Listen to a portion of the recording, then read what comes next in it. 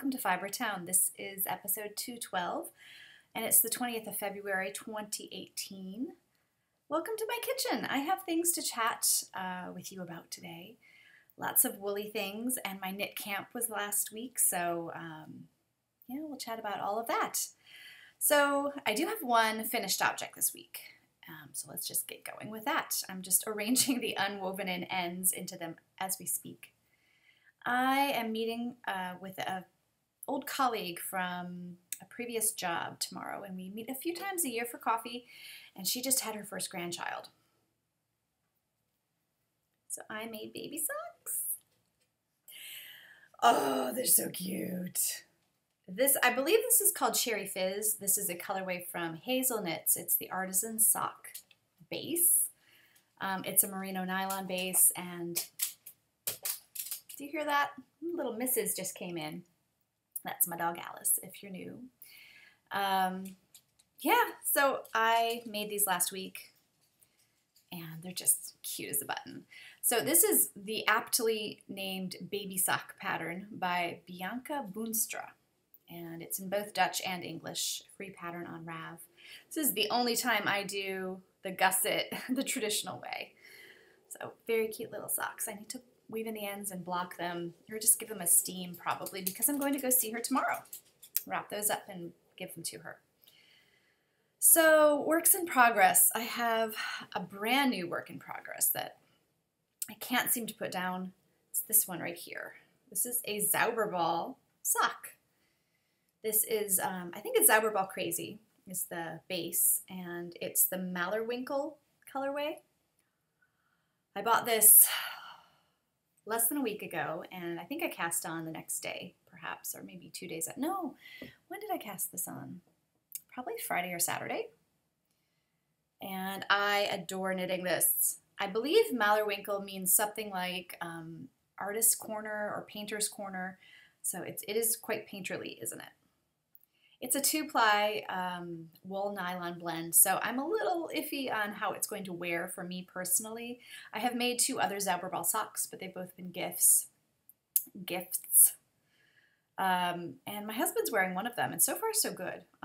He hasn't worn through them, but I'm pretty hard on my socks, so we'll see. But they're just such a pleasure to knit for me, and I'm usually using my usual recipe. 64 stitches, US 1.5, 2.5 millimeter needles. And this is in one of the bags I made probably last month, where I put a little measuring tape on there. And I love this fabric. This is the most vintage of my fabric stash. I bought this probably 8 years ago. I think it's a coca. It is a coca. It's sort of a canvas, but it's really lovely. So, other works in progress. I have my breezy cardigan, and I did a little bit of work on this. Let me show you where the marker was. This is my Happy Birthday Harry marker. And yeah, so a few inches have been done. And this is the breezy cardigan by Hannah Fettig. This is my second breezy. It's an extremely useful garment.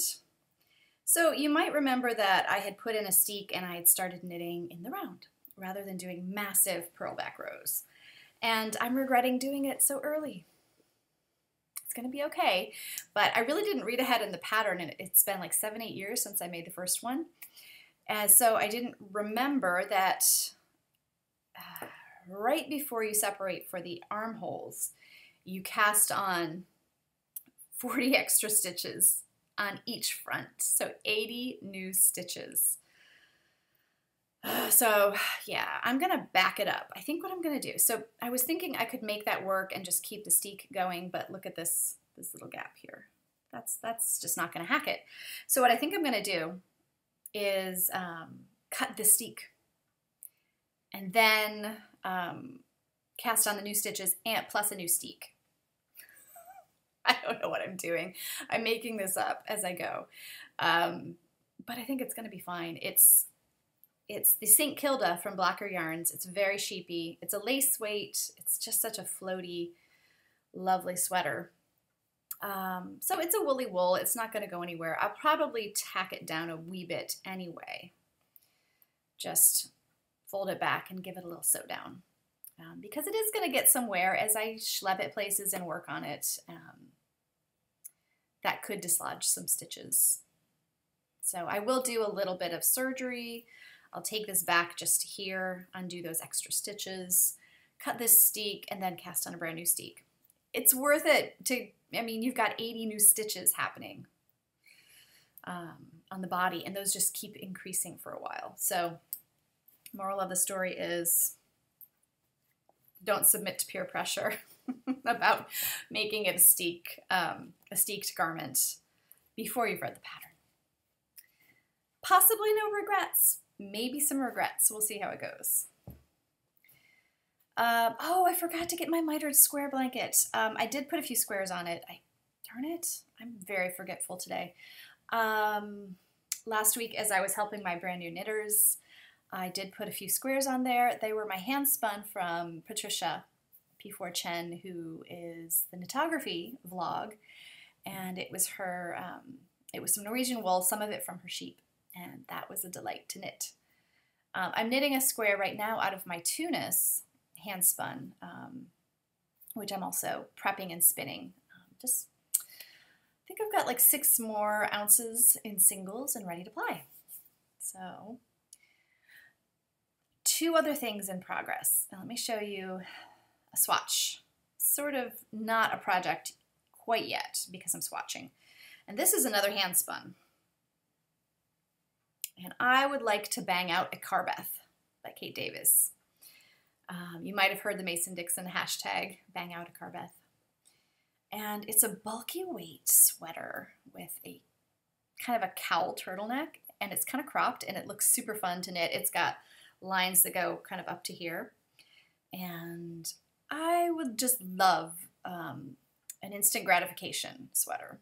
It looks like fun, and I think I have the right hand spun for it. And in fact, it's hand spun that I wasn't sure what to do with. And I have plenty of it. I'll probably lengthen the sweater a bit. Yeah, because I don't know how much use I'll get out of a cropped garment. Probably not a lot. Even though high-waisted pants are coming back, I don't think it's for me. It's not super cropped, but still. So I think this is the US 10.5, which is what the pattern recommends. And she has you hold a DK weight double. But I don't want to do that. And then this is a US 10. It's pretty gappy still. But I think this is my closest bet for gauge. This is a US 9. And it's just been steam blocked. So, and this is 4 stitches per inch. I should have 3.5. In some places it's 3.5, but mostly it's 4. And I should have made a bigger swatch, of course. And I like the fabric on the 9s better. So I might just do 9s and I might look at the sizing and take that into account. See if maybe I'm between sizes, I might choose the larger and go for a smaller gauge because I really like this fabric better. So this is a Coopworth cross fleece. Don't remember which Maryland sheep and wool it's from, but yeah, it's a fleece that is turned into yarn now. Yeah, I don't love the color. I think it's going to be a nice neutral garment, but yeah. So that is to be determined. I haven't bought the pattern yet. I've just been looking at the gauge and trying to meet it. So let's talk about gauge, shall we? Because you've probably been wondering where the heck my Birkin sweater is. And I think the last time you saw it, I was talking about row gauge and how I didn't meet row gauge. And it's just been, and I had a stitch gauge. This is the Birkin by Caitlin Hunter. And I know there have been some, there was an errata on the PDF pattern that was put out, not the one in Len magazine. And a kind viewer was able to show me the errata, and it was just in the PDF pattern. It has nothing to do with it. Unfortunately, it doesn't play into the issues I'm having because the pattern I used was correct. The pattern in the magazine. So I had all of this knitwear out to show my knit camp students, and I had my lovage out, which is my favorite sweater ever. and it's a colorwork yoke. And I was thinking, in the lovage, the colorwork goes down the body, and it just, you divide for the sleeves, and you keep the colorwork the same on the sleeves, and it all matches up very nicely. And I was thinking perhaps I could do that with the Birkin because my row gauge is the issue. Perhaps I can look at how it compares to the lovage and maybe carry the colorwork down the body. I'd be fine with that. I'd be fine with ripping out maybe, here it is. I'd be fine with ripping out just this green. I just don't want to rip this out because it was such a pain to knit 3 colors in a row. However, I've made some discoveries that have me leaning in that direction. I'm not ready to commit to ripping it out, and I'm not even ready to commit to reknitting this. And the reason I say that, even though I love this floral design, it's so organic and beautiful, but you only have 2 opportunities to increase. You have here and you have here. So what I discovered by laying the lovage on top, or the Birkin on top of the lovage, to see if I could rig something up with continuing the color work after the armholes, what I discovered is that even though I didn't get row gauge, that's not really the issue that I thought it was. So this is what I did. And you can see, maybe, I hope, that I'm holding the neck up. And mind you, I've blocked the Birkin out to the measurements in the pattern.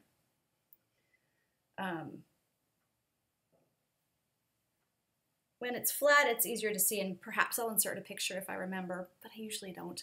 So let me see if I can show you over here. The armhole, it's hard to tell. I'll hold it up.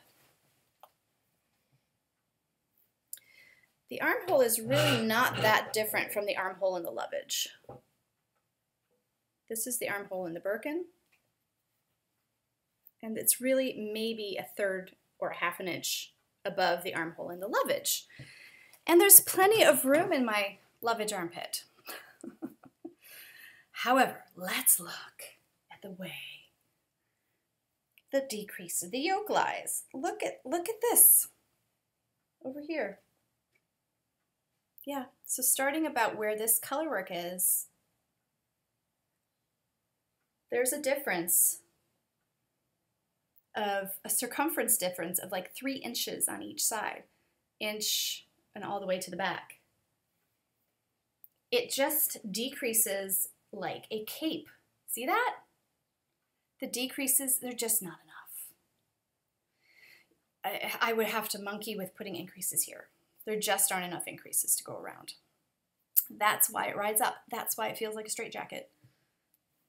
This beautiful pattern doesn't like to live on a yoke. I don't know how people have gotten this sweater to work. I mean, some have.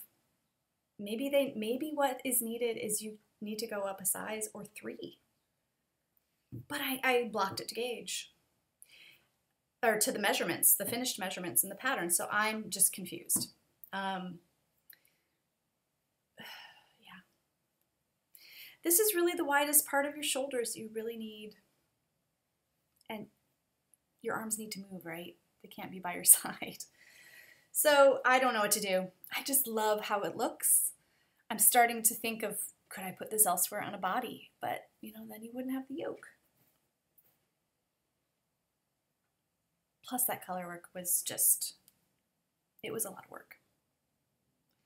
But look, it doesn't hack what I need for a functional sweater. And I think that's what I have to come to terms with, ultimately. I don't know. I'm watching a couple people, look at that. I'm watching a couple people reknit this in bigger sizes, and I'm going to see what happens. I think it's just going to stay on the back burner till further notice. And I'll bang out a Carbeth instead. So that is it for works in progress. Let me know if you've made this and it's been successful. I'd love to know how you did it because I really want the sweater. So sewing. I made some Hudson pants by True Bias. It was a muslin. They were frumpy as all get out. And part of that is the fabric choice. I'm not even going to show you. I did show you the fabric. It's white with blue stars. I don't know who can pull that off in pants. It's jersey. Now, granted, I was looking at these as sweatpants, at-home pants, and I just don't even feel good wearing them at home. They're super comfy. I continue to have issues with the buttonholes on my brand new machine. I think it's me. I think I must be pulling the fabric, and I just cannot leave it alone. So if you are an experienced buttonhole maker, please tell me. And I get so anxious when I get to the buttonhole portion of a project because I've put so much construction already into the garment, and I know it's just gonna get screwed up. So I don't know what's wrong. I'm sure it's me because I have a brand new, very nice machine that's not doing the buttonholes right. I've read the manual. I don't know. Educate me. Teach me things. Tell me to stop touching the fabric. Give me the magic touch for this. The magic, I don't want to say bullet, but I need one for making buttonholes. So that's it for sewing. Oh gosh, so that just brings us to knit camp. I say it every year. Well, I don't say it every year, but most years I say that this was the best one ever, and this year was the best one ever. They were all senior, young women, seniors, they were not senior. Just pull the tag off of this. And I think there was an element of that we hadn't really realized, but we've always seen that the knit camp works best with all seniors. And I think part of that is there's an element of self-care, or not even self-care. Well, yeah, there's a little self-care because you're learning knitting and that's self-care. But it's a little bit of pampering for them. You know, they're seniors, they've been working very hard, they're stressed all the time. And so just to go somewhere and sit and eat baked goods and knit was, I think, what the doctor ordered. So, and it was for me too, because I just get so much inspiration and energy from being with them and watching new knitters become made, and they were all amazing learners and amazing people. And I'm gonna send them an email after I shut this off. But yes, we dyed silk scarves. Look at this, guys. Super wrinkly because I wore it and then I wadded it up in a corner somewhere. Oh my gosh, we had the best time. They were really into the silk scarf dyeing. I think last year's group really was meh about it, but we had a great time. You see the hibiscus and marigold. There's a little bit of blue hydrangea, which you might be able to see better on this side. It's not showing up too much on the camera, but it's a very kind of fugitive turquoise. So much fun. Oh, I forgot to talk about my top, but it kind of goes with my top. And it hides a flaw in my top. So we dyed yarn. They had a great time doing that. Everybody finished a hat. They were delightful. They're just wonderful. And I wish we could just like move them in and just have knit camp all the time. We did go to Fiber Space in Alexandria, and a couple people bought some new yarn, but pretty much everyone cast on either yarn they got there or yarn they dyed for a new project. So fingers crossed everything's all right, and yeah, things are looking good. It's just, I hope I can keep doing it in the future. I don't know that I will be able to, but fingers crossed, I would love to. And if I could do that for a living, that would be great as well. So yeah, all in all, highly successful Knit Camp 2018. And they sent me a lovely card, or they gave me a lovely card on the last day. And that means a lot. So I'm going to put in footage from when they were here on their last day, as well as the pictures you saw in the beginning were pictures that, I think, who sent them to me? Was it Natalie? I think so. Pictures she took that I hadn't seen until after Knit Camp. And I was done flooding my Instagram feed with photos from the week. So I've put them up in the front, so take a look. And they had some fun things to say about the week. And I'm going to plop that at the end of this video. And before we go, I will tell you I also made a Hadley top. And this is by Green Line Studio. And it's generally a success, sewing-wise. So the Hadley top, this is view A with the jewel neck. And it's got a lot of ease to it. It's a very billowy, comfy top. And you might see there's a pleat at the back with like a hook and eye closure. And it's good with jeans. It hits at a good place. The facings were a pain to do, and you can see the neck. Like, I understitched the neck facing, but it still doesn't roll properly along the shoulder line. So I get this kind of, see that? Right here, where it pops up. So I'm not 100% happy with that, but yeah, it's comfy. There's that. This is a voile fabric. It's very lightweight, and I'm going to wear it out today. I've got a thing to go to in DC. It's going to be almost 70 degrees, so it's kind of perfect. And I really love the witchy moon fabric here, so I'll just wear my scarf around the janky neckline. So enjoy my lovely knit campers, and I'll see you guys next time. Take care. Show your scarves. Hi. I'm Kayla. I'm Gracie. I'm Marin. And we're Stitch and Bit. And we are Stitch and Bit. Everybody give it up. Yeah. We're Stitch and Bit. Yeah. Essentially, here's what I'm working on right now. There's no ribbing involved. It's just you cast on and go. Because I really enjoy the process of knitting, but I don't really care about what this week was actually the first time I ever finished knitting anything, ever. We all made super cool hats. Marin's the only person who has theirs with her. Yeah. Oh, this is my new hat that I am making. It is a much cooler green than the black it looks right now. But, so this is ribbing at the start. It's really hard. I don't like it very much. But I really like the actual knitting part. Yeah, I like the mind, not mindless. Just like, yeah. just I think it's definitely easier when you don't have to think. That's always a plus. Sure. This is my hat that I'm working on. The ribbing is sort of a mess, but it's okay. Because I'll love it anyway. Yeah. Marin's very fast at this. Yeah, she's a fast learner. Yeah. Have you knit? You didn't. My grandma taught me how to knit when I was like 8, and then I did it once like last year. But that's it. Yeah, Marin's learning. Wow.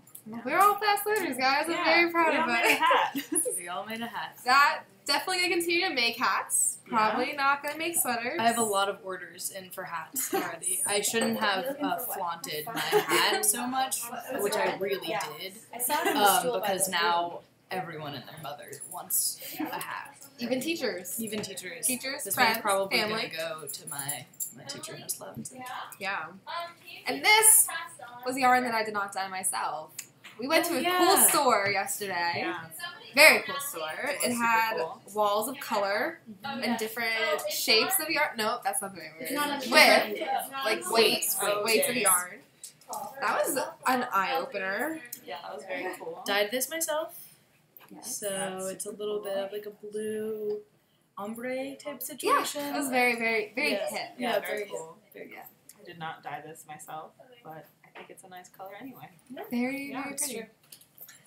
Thank you. Yeah, I'm Thank very you. proud of us. Thank you, Yeah, you thanks. two. Hi, everybody. Natalie and Kendall. Hi. I'm Natalie. I'm Kendall. We had a lot of fun this week. This was Pretty a great, eventful week. a great week for us. Very relaxing week too. Found a new love for knitting.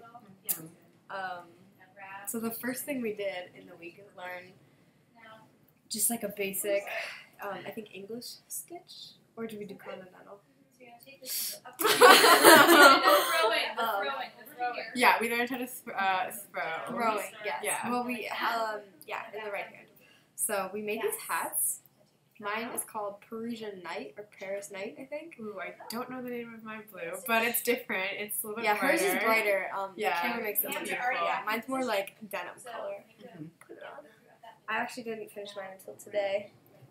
So I was kept getting easily discouraged. But it's okay because These were a lot of fun to make. Okay, fine. yeah. I finished yesterday. It was a lot of fun because we didn't have to do the ribbing part of it, which was nice. Yeah. So we just started with the knit stitch right away, and it was a really fast process. Yeah. I'd say. I think my favorite part about knitting the hat was just how you could pick it up anywhere you are and work on it. Like the Olympics are on right now, so I would sort of do it during the commercials and stuff, or even during, because you kind of have to pay attention. I'd say the decreases were like the hardest part of this. And doing the double points. Yeah, getting used to that was tricky, That was new. but it's good to we learned that, so that's good to have, I guess. So. And then we moved. The second day was dye day, and so we did these our floral botanical print, I guess. Silk scarves. This is mine. And those are a little more dark. Yeah, we used hibiscus, which created this sort of purple. They're sort of tea leaves, and they're like marigolds, and then a bunch of just different garden flowers. Yeah, and each person had a chance to open the little present and have their own unique design, which is cool to see how different they turned out.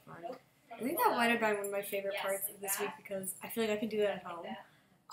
And it was just super easy and different every time.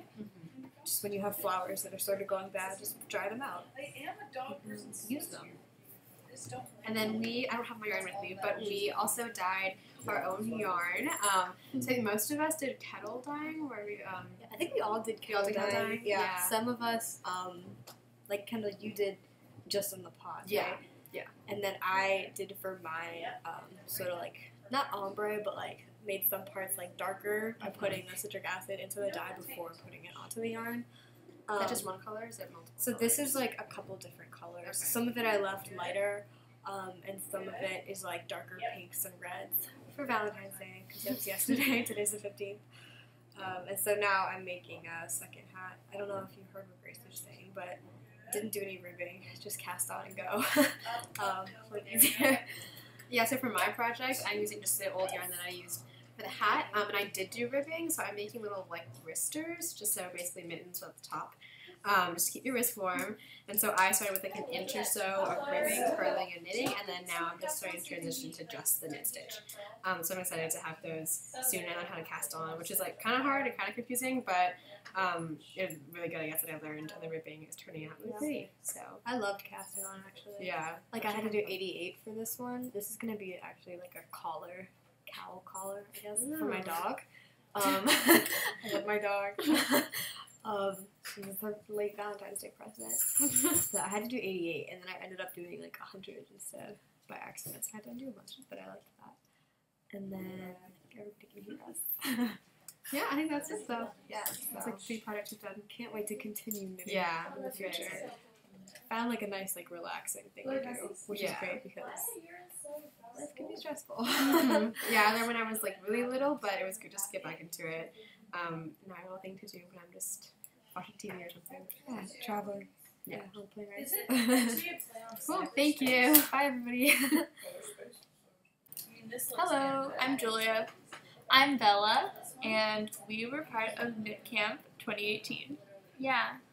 So I think my favorite part was just learning how to knit, and the day after we learned, I spent 3 hours just straight knitting, and I didn't get up. I didn't do anything else. Yeah, I loved how much I could just really get into knitting and not really worry about other things. It's kind of mindless, but you come out with something great in the end, and I really like that. I first made this hat. It's glazed carrot, awesome color, totally recommend. And I ended up having to do a lot more than I expected because I wanted the ribbing to be folded. Yeah, to be folded up. So that took a while, but now I'm on to my next project. Yeah, I also made a hat, and it's for my mom. And I forget what the color is. It's Spanish, yeah. But I really like it. And it looks different in every different kind of light. It's really cool. Yeah, and I think when making this hat, it was really fun. Or I don't know if it was fun, but it was a challenge when you made a mistake and you tried to figure out what exactly you did wrong. and then it got easier to kind of figure out what you did wrong as you went. Yeah, I feel now much more confident in my ability. Yeah. Now I'm going on to making wristies. I think some people have talked about it already, and I got this yarn when we went to Alexandria the other day, and I'm starting with the ribbing, and it's really difficult to like cast on and stuff, but I'm learning. Yeah. I just learned how to cast on like 2 minutes ago. Yeah. So, but I think that was fun. It kind of reminded me of Cat's Cradle. Yeah. Yeah. Like that. Yeah. I liked that. We also made these scarves, and I really enjoyed that because we got to just like Do it with flowers. yeah. Oh, And that was something I I'd really never like how they done or look on the thought camera. of before. Yeah, it's like super creative and Yeah. unique. Everybody has their own Yeah, it's print. completely unique. Um, There's nothing that can be the same or replicated. and that same day, we also dyed yarn. This was mine. It started out really ugly, but then got better as we experimented It more. looks really cool. It was scary at first because it was just like so ugly. But now it's Mine, a cool yeah. metallic color. And this This is Bella's. is mine. Which like, is so gorgeous. I really like it. You And did a lot to like like this is get the different yeah, colors. I put like red kind of I poured it on kind of like this. So it was like controlled pouring. And I really used my hands a lot. And then I put like different reds, and then I put like the yellow kind of in the whole pot, but then every other color I didn't put in the whole pot. So it's like kind of has a base, but then different like shades throughout it. I think it's really fun because like I never realized that was what went into dyeing, and Yeah. just coming out with something that was like we went in with just tan wool Yeah, and came out with this. With, like, and that was spaghetti. just so cool. and it's so soft. Yeah. That was really fun. I'm also just like learning how to crochet now, and Emily has been so awesome about teaching us. Like, got this. So, past knitting, I'm really excited to continue with. Yeah, me too. Just like to have that as something that I can do. Yeah. So, thank you for watching. Thank you. Goodbye.